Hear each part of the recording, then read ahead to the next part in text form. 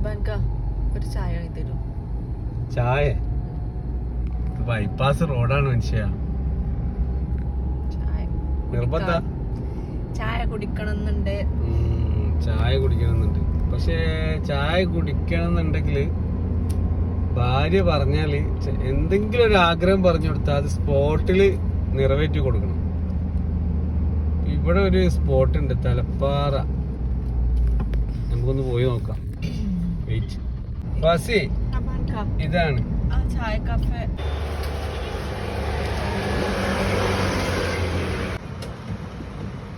ചെറിയ ബോട്ടിൽ വെള്ളം 10 കൺഫേം.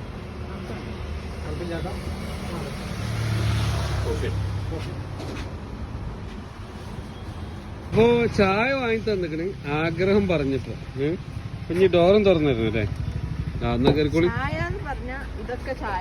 അല്ല, നമ്മൾ ഈ ചായ ബ്ലോഗ് തന്നെ ഉള്ളു തോന്നുന്നില്ലേ? പുതിയ ബ്ലോഗർമാര് അങ്ങനെയല്ലേ, തട്ടിമുട്ടി ഒപ്പിക്കല്ലേ?